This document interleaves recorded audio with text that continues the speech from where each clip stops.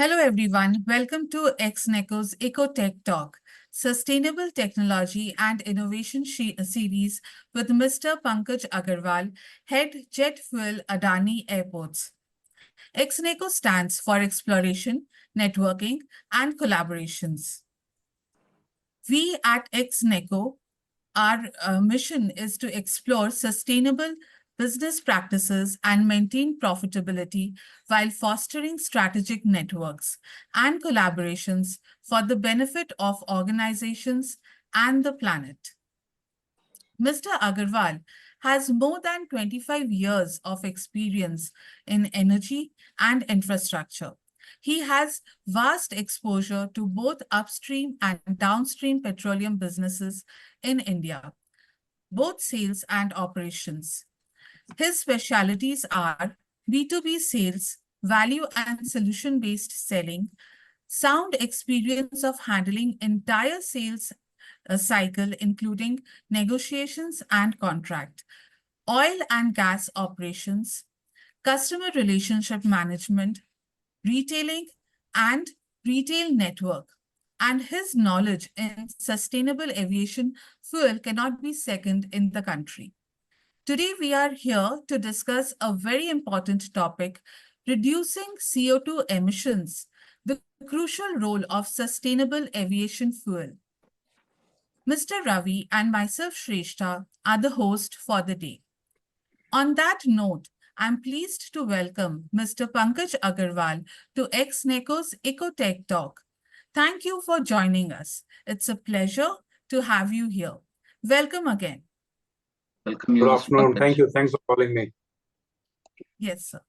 Sir, so the first question of the talk is, what are the primary sources of sustainable aviation fuel and how do they differ from traditional fossil-based fuel that are available today? Yeah, good. So let's start our discussion with the traditional jet fuel. So traditional jet fuel is, it is a byproduct of crude oil distillation. So you know that crude oil, when it is distilled in the refinery, it gives various petroleum products like LPG, petrol, diesel, kerosene, wax, bitumen. Similarly, jet fuel is a byproduct of crude oil distillation. So it is a pure petroleum product, right? And crude oil, we all know it comes out of subsurface. And jet fuel per se, I think you might have heard of kerosene. Kerosene, Yes. it used to be the preferred cooking fuel until a few years back. So jet fuel per se is kerosene only. Jet fuel is absolutely akin to kerosene, slightly more refined kerosene, more water-free, more sediment-free. So jet fuel is basically kerosene-type fuel, right? So this is the traditional fuel. Now, sustainable aviation fuel is basically it's a type of biofuel, especially designed to replace jet fuel or to mix in the traditional jet fuel, and it derived from the renewable sources like plants, algae, animal waste, animal fat, right? Even sugar-based plants, sugar-based plants, ethanol produced out of sugar-based plant, right? Hydrogen, carbon monoxide, right? So idea is that sustainable aviation fuel, basically the term is synthetic kerosene. So first you, by other means, you produce synthetic kerosene, then you blend it with the traditional jet fuel, and then it becomes a sustainable aviation fuel. The idea here is to reduce the carbon footprint. See, end of the day, whenever you will burn the fuel, it will release same amount of carbon in the atmosphere. But in case of sustainable aviation fuel, the process is such that either it has used renewable sources, and since it has used renewable sources, it has absorbed carbon from the atmosphere while it was produced. Okay. So the net carbon emission in case of sustainable aviation fuel is less. Now let me just give you a bit of a background. You know that across the world, civil aviation contributes 2 to 3% of carbon footprint, or you can say greenhouse emission, right? And the way aviation is progressing, especially in a country like India, it is likely to go up. So therefore, the International Civil Aviation Organization, popularly known as ICAO, they are under pressure to create an ecosystem so that the aviation becomes more sustainable. It should become more carbon friendly. So therefore, currently across the world, the push is on sustainable aviation fuel. I hope I clarified your query. Yes, Yeah, sir. got it. So rightly mentioned, like we got a glimpse like what could be the sustainable aviation fuel. Yeah. So coming to again the carbon emission. So how sustainable fuel compared to the conventional jet fuel, considering the life cycle of a production. For example, it could be logistic, could be the production, raw material. So the compared to life cycle, so how you compare the carbon emissions? So what could be the percentage of reduction in such? I mean, if sustainable aviation fuel can be replaced in totality, it can reduce. It can result into the reduction in carbon emission up to 65 to 80% even. Okay. Okay. It depends the process which you have used to produce that sustainable aviation fuel. Mm-hmm. But if replaced in totality, the impact will be huge. As I said, it may go as much as 80%. Mm-hmm. Less carbon release. Wonderful. So, what are the technological innovations that are driving the production of sustainable jet fuels, and what are the challenges in scaling up this technology? See, I tell you that across the world, barring India, I would say in Europe or in some other part of India, they are way advanced, right? In India, we are lagging, right? So ICAO per se, the International Civil Aviation Organization, they have approved some 8-9 processes of creating sustainable aviation fuel. And there are multiple technologies. So I'll give you glimpses of some of them. One is called HEFA, HEFA. I mean, in this, you produce sustainable aviation fuel using hydrotreated ester and fatty acid pathway, right? So in this technology, the capex is not very high, and the feedstock is cooking oil, used cooking oil, and animal fat, right? So using the hydrogenation of these things, you convert it into the smaller carbon chain, and then you convert it into synthetic kerosene, and that synthetic kerosene is mixed with the traditional jet fuel, and that's how we create SAF. So this is a preferred method, right? Like the worldwide oil major is BP. So BP, British Petroleum, they are pretty advanced in sustainable aviation fuel, and most of the production they are doing using this technology, HEFA, hydrotreated esters and fatty acids. Another technique we called Fischer-Tropsch process. Fischer-Tropsch process is a process wherein carbon monoxide is hydrogenated under high temperature and under the presence of iron and nickel. Carbon monoxide reacts with hydrogen and it converts into hydrocarbon liquid. And then by combining smaller chain into the larger chain, you produce synthetic kerosene. So let me just tell you, all the hydrocarbons are basically carbon chain, right? Yeah. So I mean, the lightest carbon chain is natural gas, C1, C2, then C3, C4 is your LPG, C5, C6 is naphtha, C7, C8 is petrol, C15, C20 is diesel, C25, C24 is kerosene and jet fuel. So the game is that you produce hydrocarbon and then you small carbon chains, you combine them to produce big carbon chains. So this is another technique.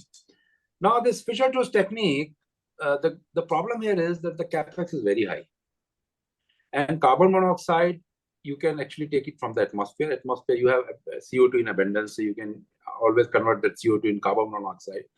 Hydrogen you can derive by any process. This is a good technique. Problem here is that capex is very high, right? And there's one more thing, something called power to jet is also one technique wherein if you have abundant power in abundance, right? Suppose if you have power produced by renewable sources, like in Brazil, most of the power is produced through renewable sources. So using that power, you can produce hydrogen using electrolysis, and then you can use that hydrogen in FP Fischer-Tropsch process to convert jet fuel. But I tell you, in India, the most preferred way and the most suitable technology is alcohol to jet. So this is one more technique wherein, as alcohol we all know, the one which we drink in the evening, that is the alcohol, ethyl alcohol, C2H5OH. In India, it is also called ethanol. Alcohol is ethanol. Ethanol is available in abundance because it is a byproduct of sugarcane industry. I don't know whether you're aware or not, the petrol which you use currently in India, there is 10% ethanol blending in it. You know that? Okay. And this ethanol is coming from sugarcane industry. Okay. So India has, so for India, for a country like India, or for the country like Brazil, where ethanol is available because of high sugarcane industry, big sugarcane industry, ethanol to jet is a preferred way, right? So in which you produce ethanol by sustainable means, either by sugarcane or by maize. Maize is also one source for ethanol. And then you convert that ethanol using hydrocracker and hydrogenation into synthetic kerosene, and then that synthetic kerosene will be blended with the traditional jet fuel, and it will become sustainable aviation fuel. So in India, let me tell you, unfortunately, I'll just give you a little of a background. You know that in 2018, I mean before 2022, ICAO came up with a scheme called CORSIA, CORSIA. It stands for Carbon Offsetting and Reduction Scheme for International Aviation. Okay. So what ICAO has mandated to all the airlines in the world that beyond 2020, all your growth will be carbon neutral. You need to maintain the carbon level of 2020 after 2020. So in case you are expanding, either you come to switch to SAF or you buy carbon rating from the market. And ICAO has also set a target for international aviation operator, airport operator, airline operator to become carbon neutral by 2050. Right. So that scheme is currently it is optional. India has not opted for it. But from 2027, it will be mandatory. Okay. So in India, currently the progress is very slow, but for the past 1 year, they have woken up. They knew that from 2027, they need to do something. So I think that Indian Oil Corporation, they are trying to build, they are getting into the manufacturing of synthetic kerosene using alcohol to jet technology. Yeah. So I believe that I think that government has mandated all the oil marketing company that from 2027, you need to at least blend 1% of it. Right. Okay. Got it. So these are the various technologies which are available across the world. But across the world, HEFA is the preferred technology. But in India, I think in India, whatever production will take place, it will take place using alcohol to jet. Okay. Nice information, to be frank. So, so coming to the existing aircraft, for using sustainable fuel in existing aircraft, whether it required any modification in the engine or that works as usual, like any fuel as such? I mean, I would first of all appreciate that this is a wonderful question. It's a lovely question, and I'll answer that. See, that is the main challenge. In order to maintain the practicability, the sustainable aviation fuel has to be absolutely same as that of traditional jet fuel. Okay. Because it is absolutely not practical to maintain two kinds of fuels in the system. Two kinds of engines, two kinds of supply chain, two kinds of storages. It is not possible. Yeah. So there is a concept of, we call it drop-in fuel. Drop-in fuel means sustainable aviation fuel should exactly be the same in properties as the traditional jet fuel. Okay. So the term which is used here is drop-in fuel. I mean, it should drop in any time. I'll give one example. Suppose if I if I go by the fact that sustainable aviation fuel is different than traditional aviation fuel, and you need to modify the engine of the aircraft. And suppose a flight is coming from London to India. In London, it got fueled, but in India, there is no such fuel available. Yes. So sustainable, the whole ecosystem, whole framework, whole infrastructure of sustainable aviation fuel is developed on the concept of drop-in fuel. It has to be absolutely replaceable without any change, without any modification in engine, without creating any additional kind of storages at the depots and terminals. Yeah. Even the standard of production throughout the world should be same. For example, end of the day, the output should be same. Basically, whatever the technology, but the output of fuel should be same. Yes. See, I tell you what, the jet fuel is defined by ASTM standard 1655. So the idea here is, by whichever way you produce synthetic kerosene or sustainable aviation fuel, it should have the same specifications as ASTM 1655. That's great. So, sir, what role does government policy and regulation play in promoting or hindering the adoption of sustainable jet fuels in the aviation industry? See, the problem here is, first of all, in India, the civil aviation is governed by a body called Directorate General of Civil Aviation. Right? So if you're going to change the fuel, and if you're going to make any change in the ecosystem, it has to be mandated by Directorate General of Civil Aviation, known as DGCA, right? So DGCA has certain requirements. We call them CAR, Civil Aviation Requirement, CAR. So far, DGCA has not mandated use of sustainable aviation fuel. But I think that should not be a problem. That would be done at any point in time. But I think the bigger challenge which I feel is that, in all probability, sustainable aviation fuel is going to be costlier than the traditional jet fuel. Okay. And you know what is happening, not only in India, but across the world, around 40 to 50% of operating expenditure of any airline is it goes into the purchasing of jet fuel. Yes. So aviation business per se, across the world, especially in India, is very cost sensitive. Yeah. Right. Like, airline fights tooth and nail if there is any increase in the price of traditional jet fuel. So if tomorrow you ask them to buy sustainable aviation fuel, which is say 10% or 20% costlier, so there will be a huge resistance. Yes. At the end of the day, that whole price which airline is going to pay for the fuel, it will be passed on to the passenger. Ticket will become costly. So I think what I feel is also in the aviation. There's a huge competition in the aviation also, so they can't increase the price. See, the thing is, as I said, that any airline, 50% of their operating expenditure is into the jet fuel purchase. Yeah. So they are very sensitive. So they, as I said, they fight tooth and nail. The rate should come down. The rate should come down. And if tomorrow you say, see, this is a sustainable aviation fuel, you have to pay 20% more. I mean, you take your example. I mean, you have a petrol car, right? Petrol is already 100 rupees a liter.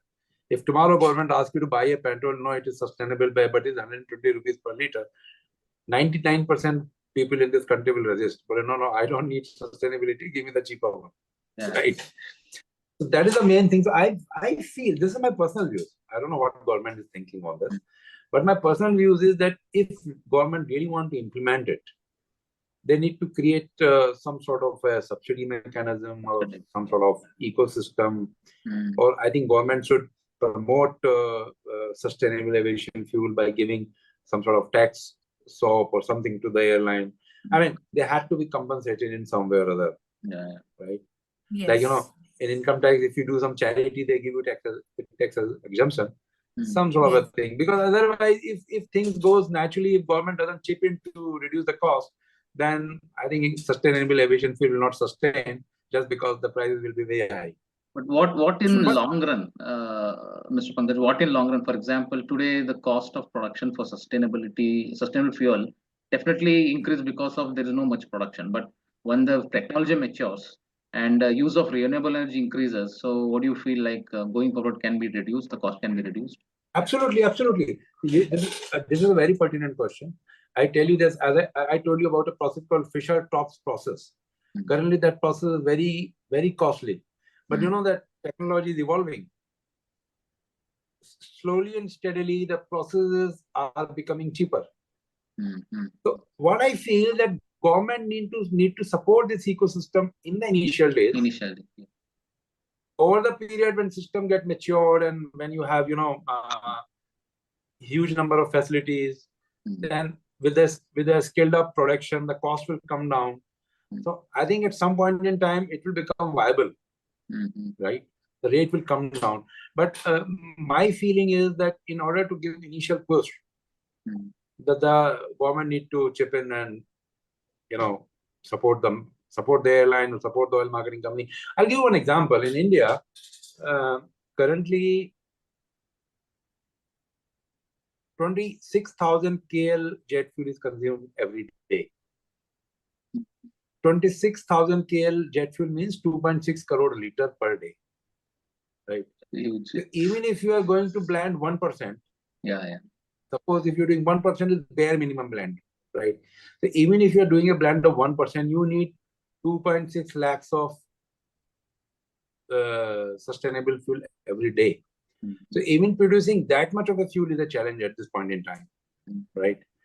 And they are setting up plants, but and oil marketing companies, of course, they resist because the capital expenditure is huge. But government has to take.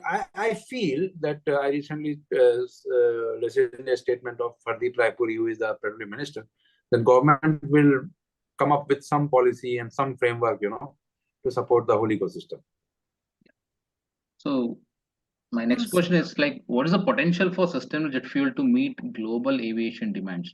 And what are the prospects for future developments in jet fuels, including potential for synthetic fuel, as you already covered, biofuels and other emerging technologies? So how welcome it is. For example, there's a lot of technologies coming on. So, but meeting a global demand is very challenging one. So there are two things. First of all, if aviation industry is under pressure to reduce the carbon footprint, sustainable aviation fuel is one way, right? What ICAO feel that in longer run, sustainable aviation fuel will play some 65 to 70% role in decreasing the carbon footprint. But there are some other initiatives, like, currently, as you're aware that across the world, there are two main commercial aircraft manufacturers, Boeing industry and Airbus industry. Yes. So currently, the main objective of any aircraft manufacturer is leave behind sustainable fuel. That is a separate thing, to make their aircraft more energy efficient. Right. So if you remember when we in 80s, my father used to drive on Rajdoot motorbike. It used to go 35 kilometers in a liter. And then we had Hero Honda, right? It used to go 70 kilometers in a liter. So currently, aviation industry is going through that transition. Yeah. And that aircraft like Boeing 787, Airbus 350, the USP of these aircraft is that they are roughly 30-35% more fuel efficient than the older version of aircraft like Boeing 777 or Airbus 330 or Boeing 727, right? Even this Airbus 321 Neo, then Boeing 737 Max, they are fuel efficient. So currently, whatever new development is taking place in aircraft industry, the main focus is on to make it fuel efficient. Yeah.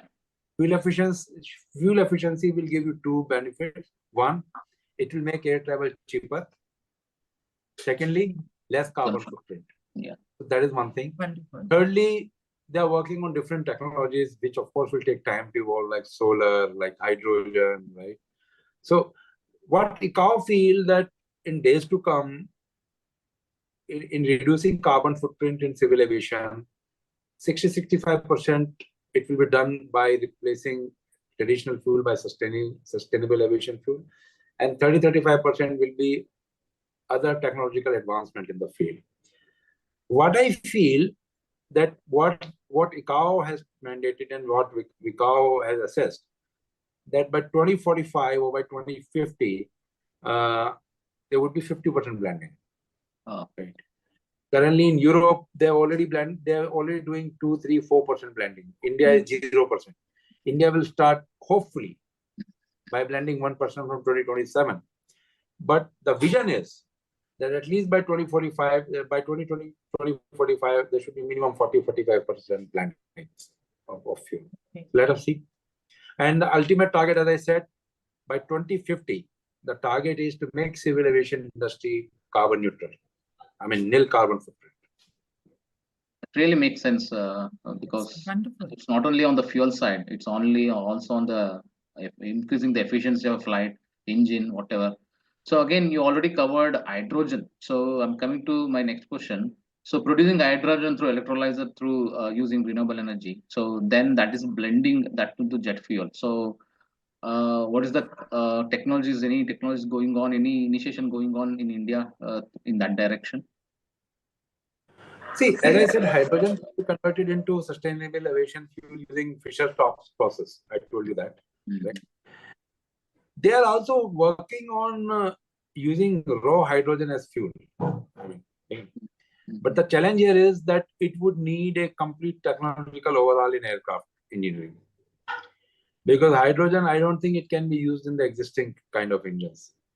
See, the existing kind of engines are turbojet, turboprop.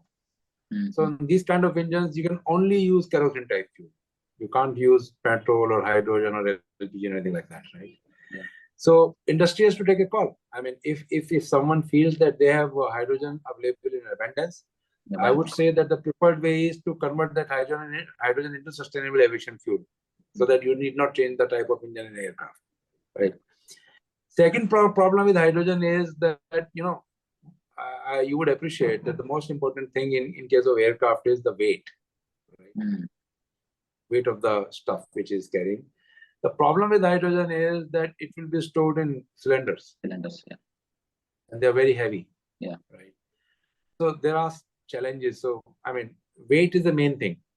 Yeah. Third, the fuel has to be energy dense. You know what I'm trying to say? Yeah. I mean, the liquid, it's not like in the case liquid of form.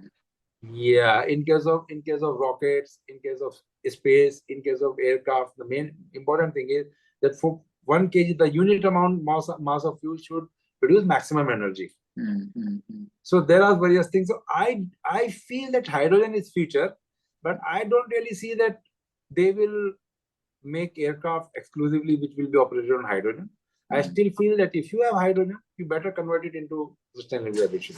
Yeah, because there's a lot of technologies also developing in this front.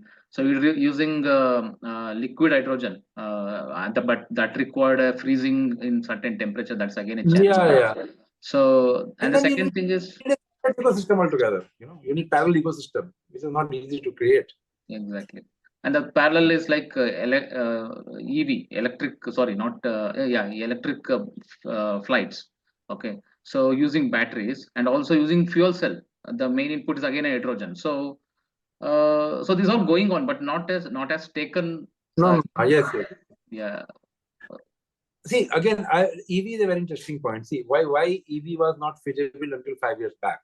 Because the energy stored divided by weight of battery. That ratio used to be very less. So very heavy and bulky battery will used to store a very limited battery. It is only with the evaluation of lithium-ion battery that ratio has gone up. So the amount of energy stored has gone up and the weight of battery has come down. So therefore, car has become feasible. But if you want to really use this thing in aircraft, then you need that ratio has to be very high. Right. So imagine it is a hypothetical thing that a battery of 10 kg should have, you know, energy of say 100 kg of jet fuel, something like that, which is only fictitious at this point in time. So I don't really see any future of electric planes or solar right now because of the very fact that the energy divided by mass ratio has to be very high in case of aircraft. So just a thought, can there be hybrid kind of airlines built with hydrogen and fuel in the near future? No, I think that is possible. As I said, hydrogen. But what I say is that in case you want to use hydrogen in aviation, then you need absolute overhaul in the engines. These engines will not be operated on hydrogen. Okay. Right? For example, let me tell you, earlier there used to be a product called F-gas, aviation gasoline. So aviation gasoline used to operate aircraft which were powered by internal combustion engines. So then came kerosene type of fuels, and they changed the kind of aircraft to turbojet and turboprop. Okay. So if you want to use hydrogen, probably you have to go back to the internal combustion engine, right? Okay. But the progress on that front is very less. Currently, the focus of whole industry is to basically, make technology of producing SAF cheaper and affordable. Yes. So, very good inputs, sir. In fact, we came to know a lot of things. So, one last question, that is your advice to young entrepreneurs who are willing to contribute to sustainable Bharat. No, I would say I really wonder why there are no startups here for creating sustainable aviation fuel, right? I don't know whether you're aware of or not. There's a plant called Jetrofa, right? So Jetrofa is a plant which is used to produce biodiesel and bioethanol. Okay. So I would say that somehow all the youngsters, those who are making startup in different things, they can think of a startup in this field. I mean, why don't you do farming of Jetrofa, right? Which is a feedstock to produce biodiesel and bioethanol, which of course can be converted into SAF. Or I think they can also think of create a startup for alcohol to jet technology, right? Yes. But I feel going forward, creating sustainable, not only sustainable aviation fuel, but any sustainable energy source, sustainable diesel, sustainable petrol, is going to be the future. If not now, at least say 4 or 5 years down the line, maybe in the next decade, right? So there are opportunities, there are potential. Yeah, it's a new area altogether which youngsters can explore. Absolutely, and they can yeah. think of working on it. Wonderful. Sir. Why not? Let me tell you that there are 3 oil marketing companies in this country: Indian Oil Corporation, Bharat Petroleum, and Hindustan Petroleum. Indian Oil Corporation is trying to create an ecosystem to produce SAF, but HPC and BPC they are doing nothing. And I am quite sure that if any startup comes up in this field, right, the oil marketing company will be after them to take synthetic kerosene from them. So there are potential. And not only that, on the fuel side, also on the flight model side. So there could be a lot of efficient flights design can come up, and also using the latest technology like AI and ML. So the efficiency, everything can be improved. It's not only on the fuel side, on the design side, because we are busy using a traditional model from very long time for the fuel for the flights. So it can't be a different model altogether. So that also.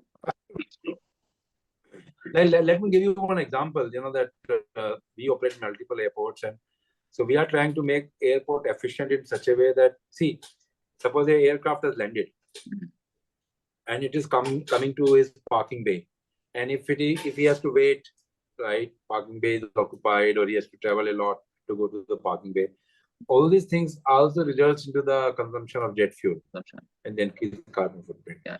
So airport operators are also trying to ensure that the aircraft should burn minimum jet fuel. So once it lands, it should quickly come to the bay, right? So this sort of things are working. So in any case, not only on the fuel front, if you make your airport more organized, more optimized, it will also lead into the reduction in the carbon footprint. Exactly. Maybe any electric vehicle can able to pull that to a destination where a parking lot. Very right. Very right, very right. I don't know whether you guessed it or you knew it. This has already started. In Delhi, there is something called taxi port. Okay. Mm-hmm. So as soon as the aircraft lands, Mm-hmm. it powers off its engine, Mm. right? It is pulled by a electric driven vehicle to the bay. Mm. Okay. So this initiative has been started in Delhi. It is already working. We call it taxi boat. Mm-hmm. So aircraft lands, its nose wheel goes onto the taxi boat. Mm. The taxi boat is driven by electric power, Electric vehicle, yeah. and you switch off the engines of the vehicle of the aircraft, and then aircraft is towed from the runway to the parking bay. So this is also one initiative on which they are working on. Exactly. Thank you very much, Mr. Pankaj, for all your input. So really nice talking with you. A lot of input for our viewers and as well as for us. Really very interesting field, to be frank. And your thoughts on for the entrepreneurs where they can explore, definitely that will be a thought provoking for many viewers. I think so. Thanks for all your input. We'll like to have many more sessions with you. Thank you very much for your time. Thanks a lot. Thanks for having me. Thanks a lot. Thank you very much. Thank you, sir. Thank you very much. Thank you, ma'am. Thank you.